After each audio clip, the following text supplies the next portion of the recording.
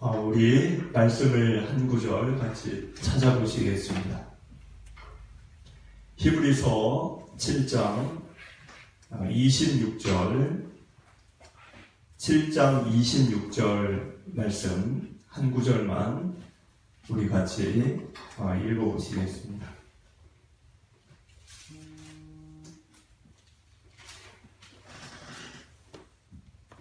같이 우리 한 목소리로 읽어보시겠습니다. 이러한 대제사장은 우리에게 합당하니 거룩하고 악이 없고 더러움이 없고 죄인에게서 떠나 계시고 하늘보다 높이 계십니다. 아멘. 아멘.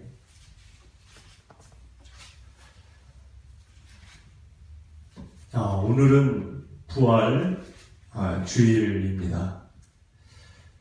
부활의 주님을 우리가 찬양하기를 원하고, 예수님은 부활하셨고 또 우리의 영원한 거처를 예비하시기 위해 하나님의 보좌 우편에 저와 여러분들보다, 아니 그 어떤 누구보다 먼저 가셨습니다.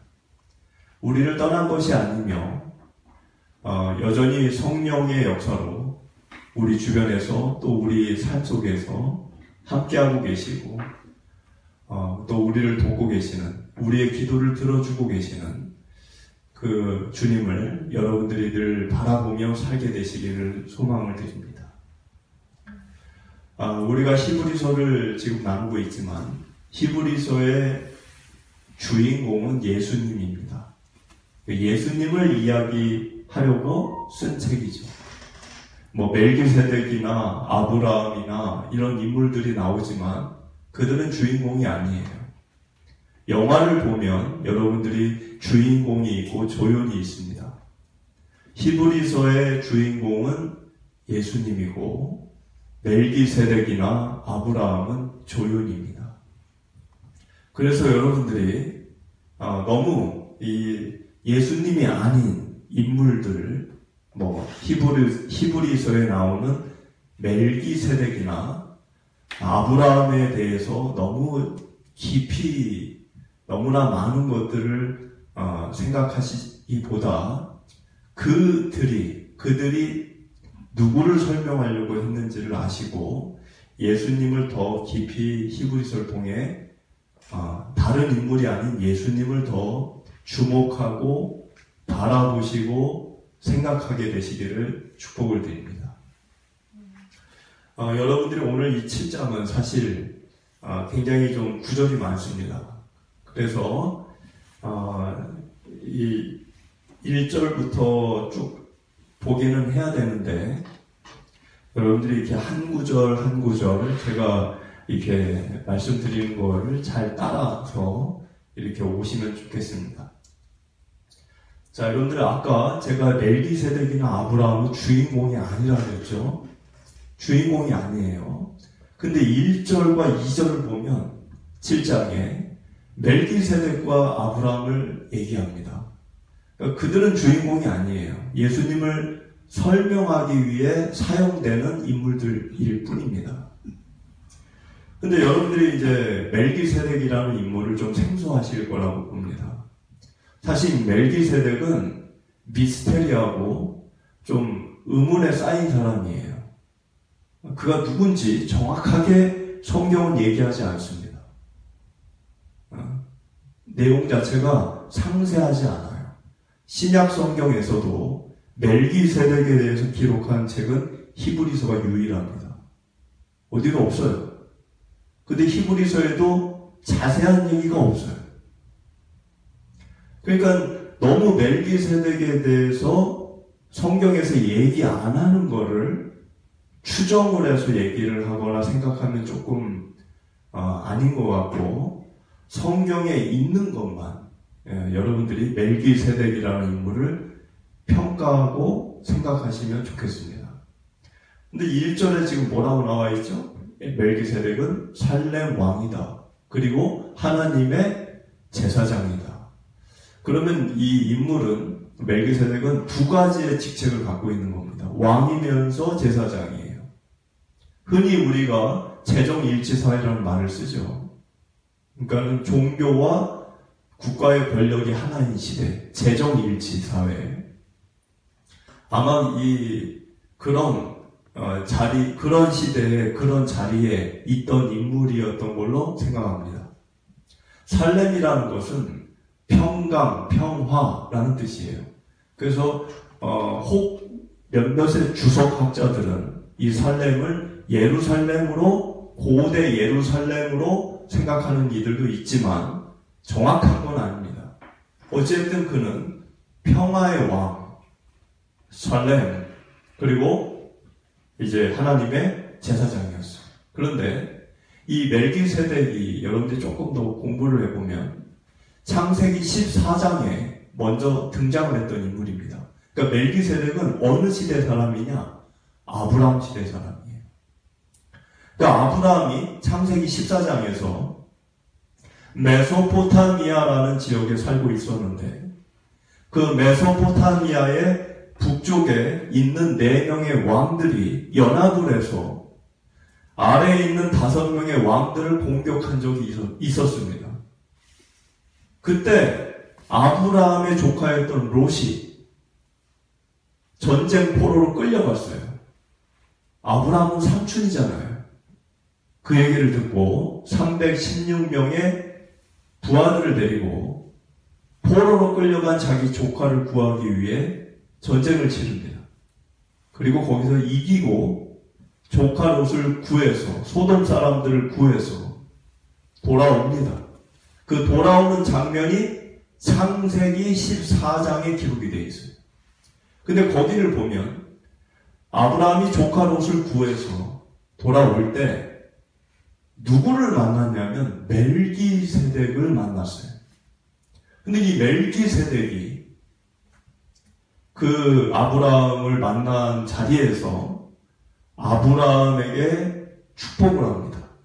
그리고 아브라함은 축복을 하는 그 멜기세덱에게 자신의 소유물의 10분의 1을 바칩니다. 그 장면이 창세기 14장에 나온다는 거예요. 지금 1절을 보면 그 얘기를 함축해서 쓴 겁니다. 1절은 멜기세덱이 쭉 가다가 여러 왕을 쳐서 죽이고 돌아오는 누구를 만나요? 아브라함을 만나고 아브라함을 만나 축복을 해주었다. 그 얘기가 나오죠. 그리고 2절은 아브라함은 자기를 축복한 그 멜기세덱 제사장 그분에게 10분의 1, 11조, 10분의 1을 드렸다는 거예요. 근데 2절을 보니까 살렘 왕, 평강의 왕, 의의 왕 이렇게 돼 있죠. 그러니까는 이 멜기세덱의 이름의 뜻, 그 멜기세덱이라는 이름의 뜻이 의의 왕, 그리고 평화의 왕 이런 뜻이라는 거예요. 평강의 왕. 자, 그런데 3절을 보니까 3절에 조금 미스테리한 이야기가 나오죠. 멜기세덱은 뭐가 없다? 아버지도 없고 어머니도 없고 시작한 날도 없고 생명의 끝도 없이 이런 사람이라는 거예요. 이런 사람이 있나요, 여러분들? 부모가 없는 사람이 있어요? 죽지 않는 사람이 있어요?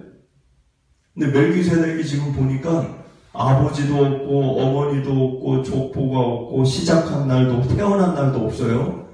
생명의 끝도 없어. 죽지도 않아. 이러니까 미스테리 인물이죠. 그런 사람이 어디 있습니까? 안 죽는 사람. 부모가 없는 사람. 그런 사람이 있어요? 그러니까 멜기세덱이 지금 이런 존재라고 지금 기록이 되어 있는데 이 부분에 대해서, 그러니까 이런 부분에 대해서 다른 성경이 상세하게 기록을 하고 있지 않아요. 창세기도 없고 이 부분에 대해서 상세하게 기록이 없다는 거예요. 그러니까는 여기에서 제가 멜기세덱이 지금까지 살아있다, 어딘가에 살아있다, 안 죽는 사람이니까 그렇게 얘기할 수도 없고, 그렇다고 죽었다 그렇게도 얘기할 수 없고, 저는 여기에 대해서는 성경이 얘기를 하고 있지 않기 때문에 저는 몰라요. 정확하게는 몰라요. 그러나 알 수 있는 건 뭐냐, 지금 제가 아까 서두에 말씀드렸죠. 멜기세덱이 주인공이 아니라고. 멜기세덱이 주인공이 아니에요. 여기 이 7장의 주인공은 예수님이에요. 그러니까 지금 멜기세덱 얘기를 왜 한 거냐면, 그 사람이 뭐 죽니 안 죽니 뭐 이게 포인트가 아니고, 예수님을 설명하기 위해 멜기세덱을 얘기했다는 거예요. 근데 이 3절을 보니까 그 멜기세덱이 누구와 닮았다고 써있죠? 3절에 하나님의 아들과 닮아서 항상 제사장으로 있다, 이렇게 돼 있어요. 그러니까 이제 하나님의 아들은 예수님인데, 그 예수님과 멜기세덱이 닮은 점이 있다. 닮은 점이 있고, 그거를 이제 설명을 하면서 4절부터는 이제 예수님과 무엇이 닮았는지 그걸 쭉 이야기하는 게 이제 이어지는 겁니다. 여기 일단은 지금 3절에 항상 제사장으로 있느니라 이렇게 돼 있는데, 여러분들 제사장이라는 게 뭐죠? 제사장이라고 하는 거는 하나님과 사람들이 관계를 잘 유지할 수 있도록 중간에서 서비스를 제공하는 사람이죠. 그러니까는 이 폰티펙스 막시무스, 이런 단어로 라틴어가 되어 있지만 교량 역할자, 다리를 놓는 자라는 거예요. 그러니까 누구와 누구 사이, 하나님과 인간 사이에 다리를 놓는 사람이 제사장이에요. 근데 여러분, 제사장 그러면 누가 제일 많이 생각나죠? 레위 지파죠. 구약시대에 있었던 제사장들, 그 사람들이 생각이 많이 드시잖아요. 그런데 지금 7장이 얘기하는 거는 그들은 예수님의 모형이라는 거예요. 모형. 진짜가 아니라는 거예요. 진짜 제사장이 아니라는 거예요. 모조품이라는 거예요. 모조품. 진짜 제사장은 누구다? 7장에서 얘기하는 거는 예수님이라는 거예요. 그들은 가짜고. 그래서 3절에서 예수님은 멜기세덱 왕처럼 미스테리하고 신비롭고 의문이 가득한 분이시라는 거예요. 멜기세덱처럼 예수님도 설명을 할 수 없는 분이라는 거죠. 그렇죠? 예수님은 성자 하나님이신데 오늘 부활절이지만 예수님이 부활하신 거를 과학적으로 어떻게 설명합니까? 그걸 과학적으로 설명 못하죠. 뭐 예수님의 동정녀 탄생, 예수님이 무리를 걷고 죽은 자를 살리고 오병이어 기적을 일으키고, 그걸 어떻게 과학으로 설명합니까? 그러니까는 예수님이 멜기세덱 그 사람처럼 설명을 할 수 없는 미스테리하고 신비스럽고 의문에 있는 분이라는 걸 얘기하는 거예요. 지금 3절이. 사실 예수님은 성자 하나님이죠. 그러니까 본인이 신성을 갖고 계세요. 예수님 하나님이시니까.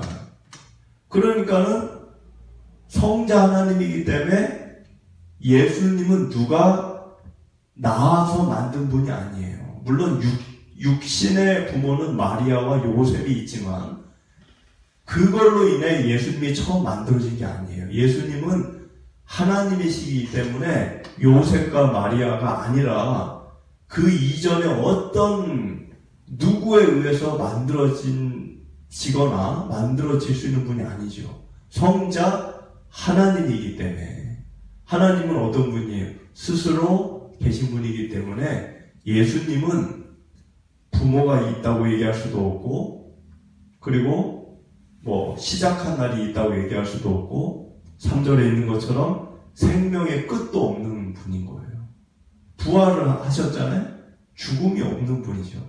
그러니까는 이제 지금 3절이 얘기하는 거는 포커스가, 여러분들 그 멜기세덱을 설명하려고 한 게 아니고 3절이 예수님을 설명하는 것입니다. 그러니까 예수님은 부모가 없다. 지금 이 아버지 없고 어머니 없고 이게 멜기세덱을 설명하려고 하는 게 아니고 본래 목적, 이 히브리서 이거 글을 쓴 사람의 목적은 예수님이 이런 분이라는 것을 설명하려고 쓴 거라는 거예요. 그래서 아버지도 없고 어머니도 없고 족보도 없고 뭐 시작한 날도 하나님이 무슨 시작한 날이 있어요. 스스로 존재하시는 분인데 스스로. 그리고 생명의 끝도 없다. 영원 전부터 영원까지 계시는 분이 무슨 시작과 끝이 있겠습니까? 그러면서 이제 4절부터 쭉 글이 나오는데, 자, 제가 한번 쭉 읽어볼게요. 이 사람, 4절입니다. 이 사람 누굽니까? 멜기세덱 얘기하는 거죠. 이 사람이 얼마나 높은가를 생각해보라. 조상 아브라함도 노량물 중 10분의 1을 그에게 주었느니라. 아까 얘기했잖아요. 전쟁에서 돌아올 때 아브라함이 축복하는 멜기세덱에게 11조를 드렸다고. 그리고 5절을 보면 레위의 아들들 가운데 제사장의 직분을 받은 자들은 율법을 따라 아브라함의 허리에서 난 자라도 자기 형제인 백성에게서 10분의 1을 취하라는 명령을 받았으나 레위 아들들은 이제 그 구약에 있는 제사장들을 얘기하는 거예요. 그 모세 아론 시대에 성막에서 짐승 잡아가지고 했던 그 제사장들, 그 제사장들은 무엇에 따라 제사장이 된 거죠? 율법에 따라. 율법에 아론의 그 후손들이, 레위 지파 아론의 후손들이 제사장이 되게끔 써 있어요. 그러니까 그 율법에 따라 제사장이 된 거예요. 뭐 선거에서 뽑은 게 아니고. 근데 그들이 누구의 후손일까요? 이 레위가 누구의 후손이에요? 아브라함의 후손이에요. 아브라함이 조상이에요. 그러니까 그거를 지금 5절에 어떻게 설명했냐? 아브라함의 허리에서 난 자다 이렇게 돼 있죠. 그러니까 이 허리에서 나왔다는 거는 그 아브라함의 몸속에 후손의 씨들이 있었다는 거예요. 그래서 레위는 아브라함의 후손인데 아브라함의 몸에서 나온 거니까 아브라함의 허리에서 나왔다. 지금 그렇게 쓴 겁니다. 근데 그들은 11조를 누구에게 받느냐? 레위인들. 멜기세덱이 아니라 레위인들은, 이 제사장들은 11조를 백성들에게, 이스라엘 백성들로부터 10분의 1을 이렇게 받았다는 거예요. 6절을 보면 레위 족보에 들지 아니한 멜기세덱은 아브라함에게서 10분의 1을 취하고 약속을 받은 그를 위하여 복을 빌었다. 이렇게 되어 있습니다. 그러니까 6절이 얘기하는 거는 멜기세덱은 레위 족보의 사람이 아니라는 거예요. 그러니까 혈통이 달라요. 멜기세덱은 레위의 그 혈통과 다른 혈통이에요.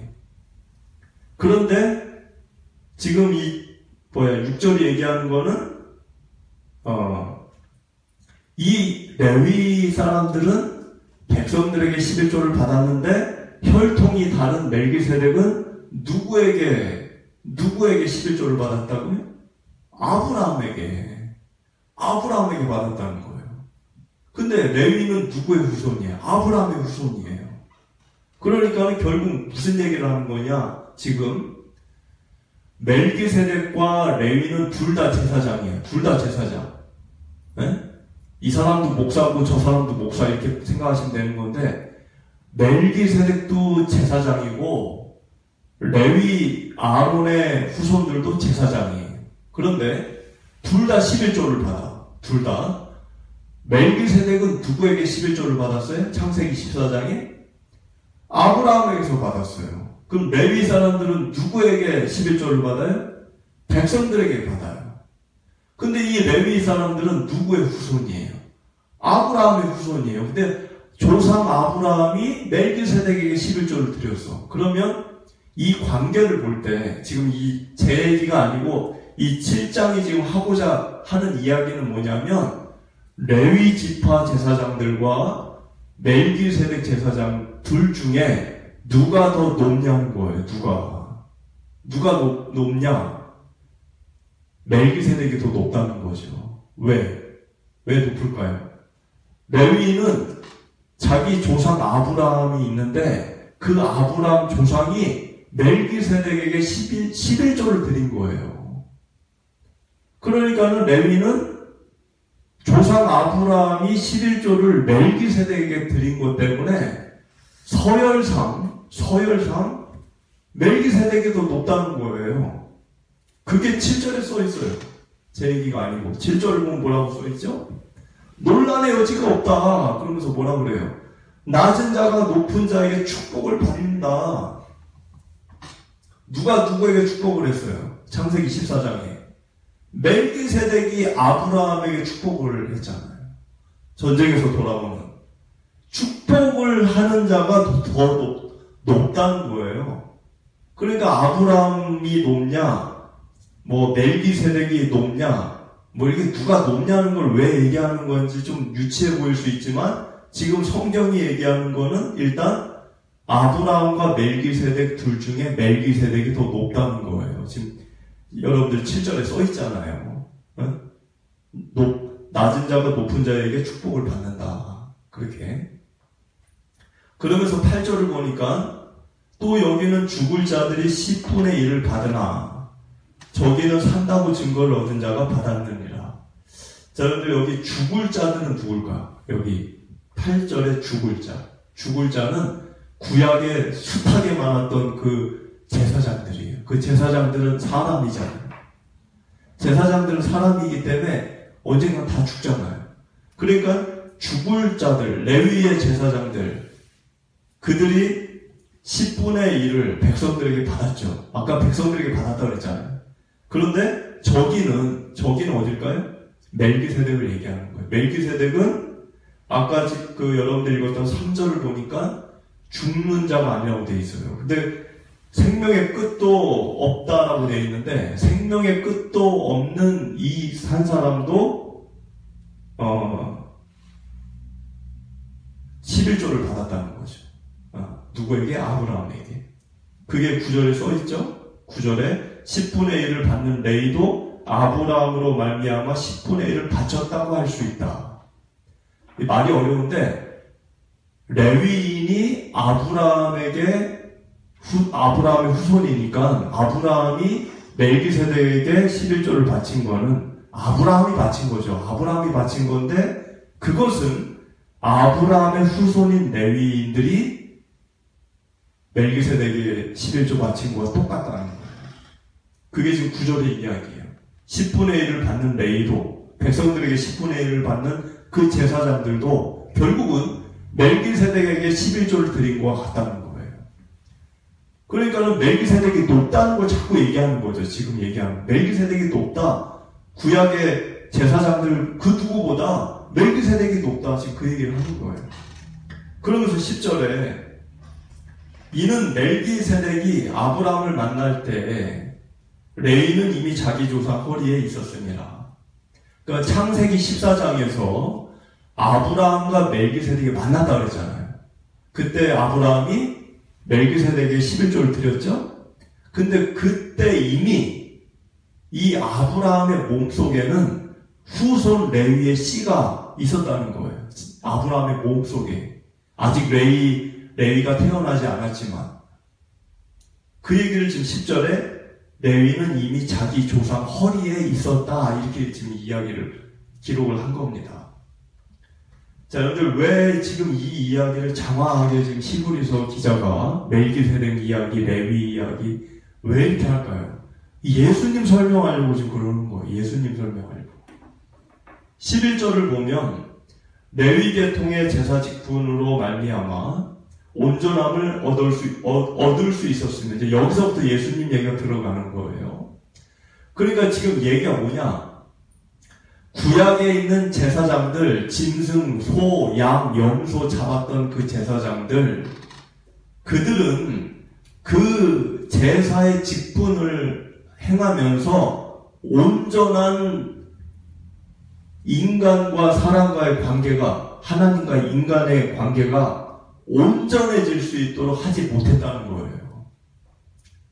구약의 제사가 짐승을 바쳐서 죽이고 하는 그런 숱한 제사들이 하나님과 인간 사이를 온전하게 하지 못했다는 거예요. 지금 거기 써있잖아요. 11절에. 제사 직분으로 말미암아 온전함을 얻을 수 있었으면이라는 거는 온전하지 못했다는 거예요. 그 가로하고 뭐라고 써있죠? 백성이 그 아래에서 율법을 받았다. 그러면서 어찌하여 아론의 반차를 따르지 않고, 그러니까 아론의 반차라는 거는 레위의 혈통, 레위의 자식들만 이제 제사장이 되는 그거를 따르지 않았다는 거예요. 누가? 예수님이. 여러분들, 예수님은 레위의 후손이 아니에요. 아까 우리가 찬양 부를 때 유다의 사자 위엄참 포효라고 불렀죠? 여러분, 그 12지파가 있잖아요. 예수님은 그 12지파 중에 레위 후손이 아니에요. 레위가 있는 그 조상의 그 밑에서 태어난 분이 아니에요. 예수님은 유다지파입니다. 유다지파. 근데 예수님이 누구라 그랬어요? 예수님이 제사장이라고 그랬잖아요. 그럼 예수님이 제사장이면 왜 레위 지파에서 태어나지 왜 유다 지파에서 태어났느냐, 이런 질문을 할 수 있죠. 왜? 제사장은 레위 지파로 정해져 있는 거예요. 그게 율법이에요. 그런데 예수님은 레위 지파가 아니라 유다의 후손, 유다는 제사를 할 일이 없어요. 제사를 맡은 적이 없기 때문에 유다의 지파에서 제사장으로 이 세상에 오셨다는 거예요. 예수님이. 그 얘기를 지금 11절에 어찌하여, 그걸 이제 why 어찌하여 아론의 반차를 따르지 않고 아론의 후손이 아닌 멜기세덱 반차를 따르는, 멜기세덱의 반차라는 거는, 멜기세덱은 아까 얘기한 대로 이 미스테리한 거죠. 아까 얘기한 대로 미스테리한, 아버지도 없고 어머니도 없고 뭐 죽지도 않고 뭐 그런 얘기가 써 있었잖아요. 3절에. 그런 신비스럽고 미스테리한 모습으로 이 유다의 지파로 레위가 아니라 예수님이 제사장으로 왔는데 왜 이럴 필요가 있었냐는 거예요. 왜 이럴 필요가 있었겠느냐. 그게 11절의 질문이죠. 그러면서 12절에 뭐라고 써있죠? 제사 직분이 바뀌었은즉 율법도 반드시 바뀌어지리니. 제사 직분이 바뀌었다는 것은 하나님이 어떤 섭리와 어떤 계획에 의해서 제사장직을 레위 지파 사람들만 하게 했던 그 제사장, 레위 너희들만, 이제 너희들의 후손만 제사장을 하라고 했던 그거를 폐지시켰다는 거예요. 폐지시키고 이제 더는 제사장이 필요 없고 오직 예수님으로 인하여 하나님과 인간 사이에 교량 역할을 하는 그런 분을, 더는 이제 사람들이 죽을 사람들, 이 사람 죽고 저 사람 제사장 되고 저 사람 죽으면 또 이 사람이 제사장 되고 이런 거 다 없애고 예수님 한 분으로 영원한 대타가 없는 예수님으로 영원한 제사장직으로 직을 바꿨다는 거예요.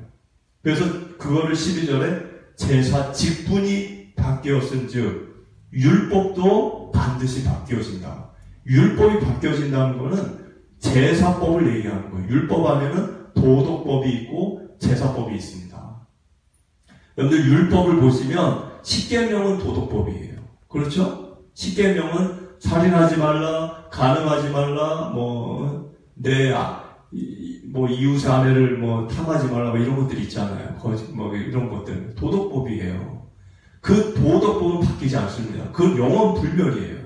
그건 변하지 않아요. 폐지되지도 않아요. 그런데 지금 이 12절에서 율법이 바뀐다. 그 얘기는 도덕법이 아니고 율법 안에 있는 제사법을 얘기하는 거예요. 제사법. 제사법은 옛날에는 레위의 후손인 제사장들이 소를 잡아가지고 죽여서 또 양을 죽여서 이렇게 하나님과 인간 사이에 어떤 그 관계를 유지하는 의식을 행했다는 거죠. 그런데 그 법은 이제는 필요 없다는 거예요. 왜? 그건 아무 소용이 없는 거예요. 그거는 아까 11절에 온전하지 않은 거예요. 하나님과 인간 사이를 온전하게 하지 못하는 거예요. 그래서 이제 그거를 그 제사직 그 의식을 이제 없애는 거죠. 그러니까는 율법이 바뀌는 거예요. 베드로전서 2장 9절에는 뭐라고 되어 있죠? 베드로전서 2장 9절에는 예수를 믿는 모두가 제사장, 만인이 제사장. 레위 지파 사람들만 제사장이 아니라 예수를 믿는 한 사람 한 사람, 여러분들 한 사람 한 사람이 왕 같은 제사장이라고 얘기하고 있어요. 그렇게 바뀌었다는 거죠. 그렇기 때문에 율법의 제사법은 폐지되고 바뀌었다. 그겁니다. 13절을 보면 이것은 한 사람도 제단일을 받들지 않는 다른 지파에 속한 자를 가리켜 말한 것이라. 여러분들 이 13절에 뭐죠? 레위 지파 사람들이 아닌 예수님이 어느 지파라고 그랬어요? 아까 제가 유다 지파라고 그랬죠. 그러니까 지금 13절에 한 사람도 제단일을 받들지 않는 제사일을 해본 적이 없어요. 누가? 유다 지파가. 유다 지파는 제사일을 해본 적이 없다니까요. 그러니까 13절에 한 사람도 제단일을 받들지 않은 그 지파에서, 유다 지파에서 예수님이 태어난 거를 가리켜 말한 거라는 거예요. 13절이. 그리고 14절부터 보면 우리 주께서는, 지금 제가 얘기한 게 여기 나오죠. 14절에 우리 주께서는 유다로부터 나신 것이 분명하도다. 우리 주가 누구예요? 예수님이 유다 지파에서 태어나셨다는 거예요. 그러면 14절에 이 지파에는 모세가 제사장들에 관하여 말한 것이 하나도 없다. 그러니까는 유다 지파는 제사를 해본 적이 없어요. 그런데 거기서 영원한 대제사장 되시는 예수님이 오셨다는 거죠. 15절을 보면 멜기세덱과 같은 별다른 한 제사장이 일어난 것을 보니 더욱 분명하도다. 멜기세덱과 같은 별다른 한 제사장 누굽니까? 예수 그리스도를 얘기하는 거예요. 16절을 보니까 그는 육신에 속한 한 계명의 법을 따르지 아니하고, 육신에 속한 한 계명이 뭐죠? 율법을 얘기하는 거예요. 율법을 따르지 않는다는 거예요. 누가? 예수님이. 그러면서 오직 불멸의 생명의 능력을 따라 제사장이 됐다는 거예요. 그러니까 율법에 따라 제사장이 된 분이 아니에요. 율법에 따라 제사장이 되려면 예수님은 레위 지파에서 태어나야 돼요. 왜? 율법에는 레위 지파만 제사장이 되도록 기록되어 있기 때문에. 근데 그걸 따르지 않았다는 거예요. 뭐 율법을 따르지 않았다는 게 율법 전체를 거부했다, 그게 아닙니다. 그러면 이상하게 되는 거예요. 예수님은 도덕법은 지켜요. 그리고 하나님에 대한 경외하는 그 법은 지킵니다. 그러나 제사법은 따르지 않는다는 거예요. 제사법은. 그러니까 레위 지파로 태어나신 게 아니라는 거죠. 유다 지파에서 태어나셨다는 거예요. 그게 왜 유다 지파에서 태어났느냐? 그걸 물을 수 있죠. 그럼 예수님이 12지파가 있잖아요. 그럼 유다가 아닌 다른 지파도 있는데 왜 하필 유다 지파에서 태어났냐? 이렇게 물을 수 있죠? 근데 그거를 지금 16절에 뭐라고 써있어요? 오직 불멸의 생명의 능력을 따라 유다 지파에서 태어났다는 거예요. 그러니까 이거는 우리 인간의 지식이나 이런 걸로는 설명이 좀 어려워요. 여러분 유다 지파 하면 누가 생각나십니까? 성경 인물 중에 유다 지파 다윗이죠. 다윗이 유다 지파예요. 그러니까 예수님은 다윗의 후손으로 오신 거예요. 다윗과 예수님의 그런 어떤 공통점이 있습니다. 그게 시편에 보면 많이 써 있어요. 그런 어떤 구원의 거대한 그림, 어떤 계획, 그런 속에서 예수님이 오신 겁니다. 어떤 법에 의존해서 오신 게 아니고, 그런데 17절에 증언하기를 내가 영원히 멜기세덱의 반차를 따르는 제사장이라 하였도다. 그러니까 내가라고 하는 건 예수님을 얘기하는 거예요. 예수님은 영원히 멜기세덱의 반차를 따르는 제사장이다. 그러니까 멜기세덱의 반차를 따른다는 거는 여러 가지가 들어가요. 그 의미가 반차를 따른다. 그거는 신분을 따른다. 반차라는 게 어렵죠, 단어가. 반차라는 건 신분, 뭐 이런 거예요, 뜻이. 그러니까 멜기세덱의 신분을 따른다. 그 얘기는 여러 가지 의미가 들어가요. 아까 3절에 있는 것처럼 뭐 미스테리안, 그러니까 죽지 않고 뭐 처음도 없고 끝도 없고 이런 것도 들어가지만 또 하나 들어가는 거는 반차, 또 하나 들어가는 거는 멜기세덱은 율법에 의존하지 않습니다. 그렇잖아요. 멜기세덱은 율법 이전의 사람이에요. 율법으로부터 자유로운 사람이에요. 율법 이후 사람이 아니에요. 멜기세덱은 아브라함 시대 사람이니까 모세 이전이잖아요. 그러니까 율법을 초월해 있는 거예요. 그와 같다는 거예요. 누가? 예수님이. 예수님이 율법에 왜 매입니까? 율법 이전에 창세 때부터 계신 분인데 왜 사람이 갖고 있는 율법에 매일 이유가 없죠. 그래서 그 반차라고 하는 거 지금 여러분들 어려울 수 있는데 17절에 반차를 따라왔다는 거에 이 모든 의미가 다 들어가 있어요. 멜기세덱의 반차를 따른다. 그리고 18절을 보니까 전에 있던 계명이 뭐예요? 율법이에요. 그거는 연약하고 무익하고 패하고 패했다. 이거 오해하면 안 되는데 패했다고 그러니까 율법이 패해졌다. 율법은 패해진 게 아니에요. 근데 왜 18절에 패한 거라고 써 있을까요? 제사법이 패해졌다는 거예요. 그러니까 저희가 예배드리는 오늘 이런 날 제사 안 드리죠. 그리고 19절을 보니까 율법은 아무것도 온전하게 못할지라 이에 더 좋은 소망이 생기니 이것으로 우리가 하나님께 가까이 가느니라. 그러니까 율법은 우리를 하나님과 관계에 온전하게 하는 역할을 못한다는 거예요. 제사 가지고는. 그래서 더 좋은 소망이 우리에게 생겼다. 더 좋은 소망이 뭡니까? 예수님이에요. 그리고 그걸로 인해서 하나님께 가까이 간다. 교량 역할을 하는 거니까.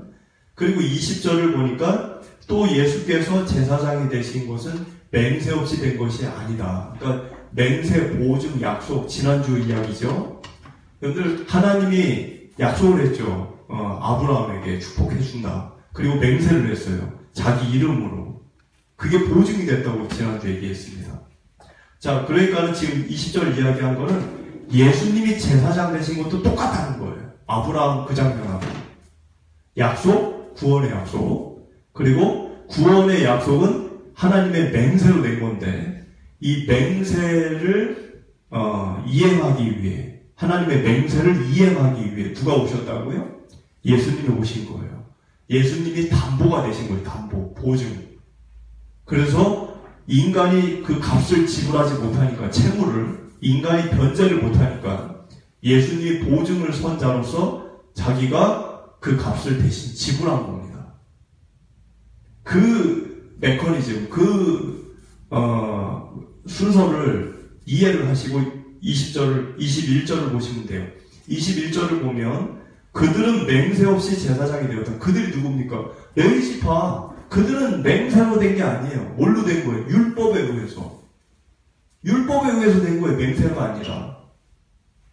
근데 21절에 예수님은 그게 아니라는 거예요. 예수님은 영원한 대제사장이 되실 때 맹세로 맹세는 누가 한 거예요? 예수님이 한 게 아니에요. 하나님이 하신 거예요. 성부 하나님.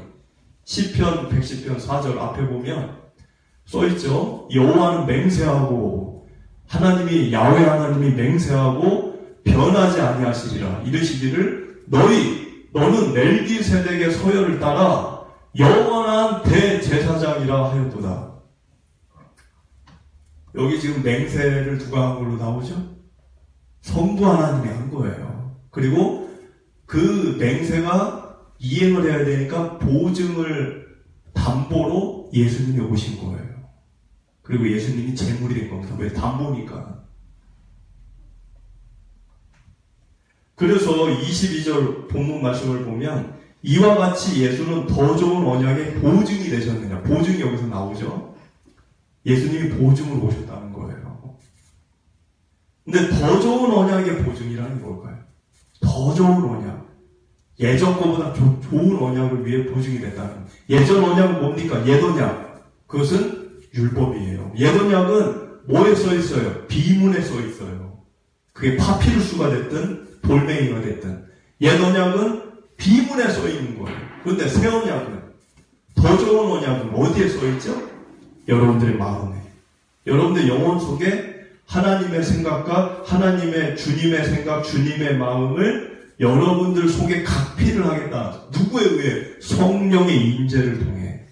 그게 히브리서 8장과 10장의 내용이에요. 이제 다음 주는 나눌 거예요. 써 있어요. 히브리서 8장에 그렇게. 새 언약은 이게 지난번에도 얘기했듯이 신약 성경이 아닙니다. 새 언약 그러니까 신약 성경 이런 분들이 있어요. 그건 틀린 거예요.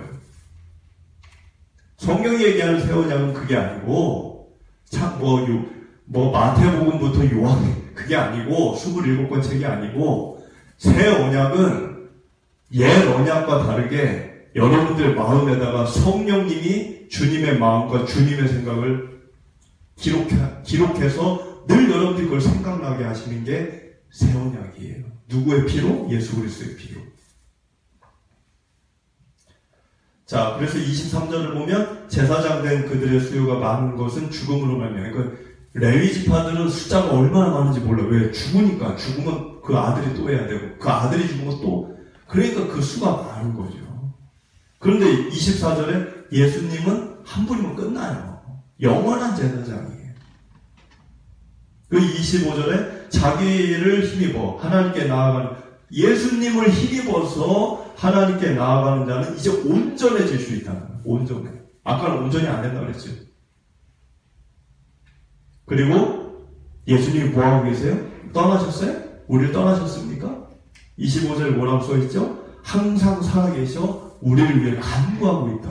우리를 위해 기도하고 있다는 거예요. 누가? 예수님이. 26절 이러한 대제사장, 그러니까 예수님이죠. 우리에게 합당하니, 그분은 뭐가 합당하다는 거예요? 자격이 합당하다는 거예요. 자격이 없는 자가 아니라는 거예요. 왜? 자격이 있죠. 죄가 없어요. 일단 악이 없고 더러움이 없고 이런 분이에요. 근데 레위인들은, 아까 레위 제사장들은 사람이잖아요. 아론의 후손들 사람이잖아요. 뭐가 있습니까? 죄가 있어. 누가? 제사장 자신이 죄가 있어. 자격이 없어요. 하나님과 인간 사이에 중간 역할자를 할 자격이 없는 거예요. 죄가 없어야 될 거 아니에요. 그러니까 예수님은 합당한 자격을 갖고 있다는 거예요.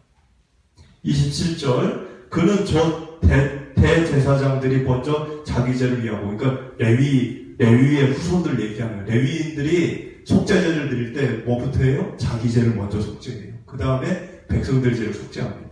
왜 자기 죄를 먼저 속죄해요? 자기도 죄인이니까. 목사라도 죄인이 아닙니까? 목사도 죄인이죠. 그런데 예수님은 다르다는 거예요. 그러면서 28절에 율법은 약점을 가진 사람들을 제사장으로 세웠다. 그 죄 있는 자들, 율법은 죄 있는 자들을 제사장으로 세웠다는 거예요. 그런데 율법 후에 하나님이 맹세한 말씀, 그걸 이행한 예수 그리스도, 그분은 온전한, 영원한 온전한 그러한 제사장으로 합당하다. 그거를 얘기하면서 7장이 결론을 짓습니다. 여러분들 제가 7장을 전체를 얘기하다 보니까 좀 이렇게 서두르게 빨리 이렇게 얘기를 한 게 있는데, 오늘 부활절이죠. 영원한 대제사장 대신 주님이 제물이 뭐예요? 제물이 자기예요. 제사장이라고 다른 제물 취한 게 아니에요. 본인이 제물이 돼서 본인이 제사장 역할을 하신 겁니다. 그리고 그 일을 이제 성취한 게 부활이에요. 그 성취가 부활이에요. 만약에 부활이 없으면 그 성취가 안 된 거예요. 부활은 그 대제사장으로서 자신이 우리 인간들과 하나님과의 관계를 온전하게 하는 제사, 그거를 온전히 다 이루는 마지막 마침표입니다. 그게 부활이에요. 그래서 여러분들이 부활을 믿고 살면 주님의 그 나라, 지금 우리를 위해 기도하고 계시다고 그랬잖아요. 그 나라를 늘 바라보며 이 땅에서 살게 되는 겁니다. 그래서 여러분들이 그러한 은혜 가운데 살게 되시기를 축복을 드립니다.